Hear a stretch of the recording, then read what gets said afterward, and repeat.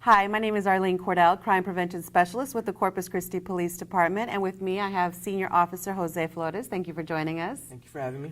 We've been receiving many phone calls at the Crime Prevention Unit concerning stranger danger, and that is why I have Senior Officer Flores with us to talk to us about stranger danger. So lots of people, lots of parents are calling very, very concerned. Is there a reason to panic? There is not a reason to panic.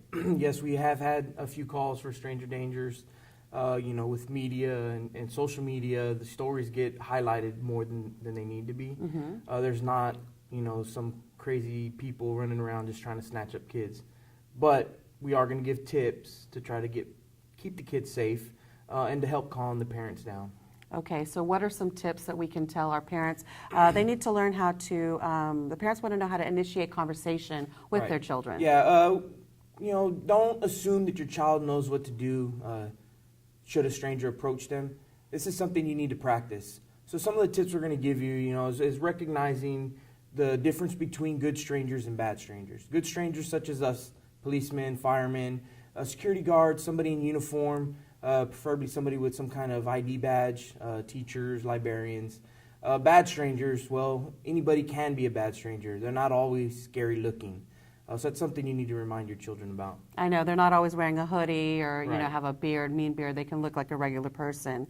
And I think it's very important. On my way to school, when I drop off the kids, I notice that lots of the kids, they're texting while they're walking to school, and they're just not even paying attention. Right, yes. We encourage you to remind your children to not be distracted by electronics. Put the phone down, put the tablets down.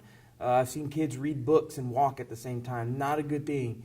Be aware of your surroundings. Know what's coming and going. This will also help you be a good witness should you see something.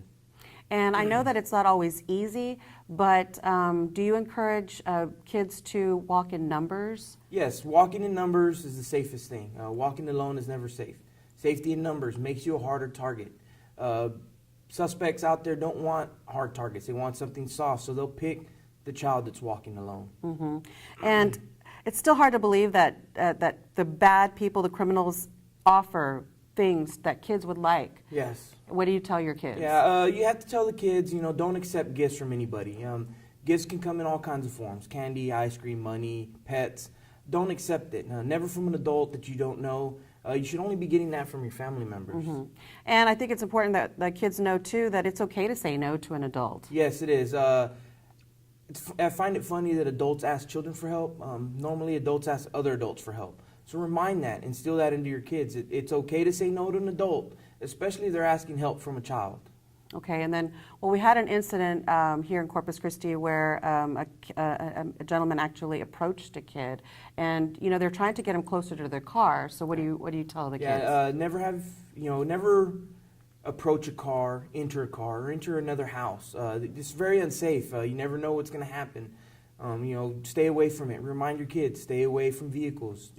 Walk on the sidewalks, away from the streets. Don't enter people's yards. Simple things. And phone numbers. You and I do presentations all the time to schools, and we've asked kids all the time, do you know your parents' phone number? Right. And I think they can go to anyone's phone and push mom, and they're going to talk to their mom. Right, yeah. With these smartphones that we have now and pre-programming phone numbers, a lot of people have lost the actual memorization of a number, which is the best thing to do. I practice with my kids as much as I can. That's the best thing to do. Practice most important numbers. Grandparents, guardians, parents, whoever's watching that child during the day or whoever they can contact at any moment for help.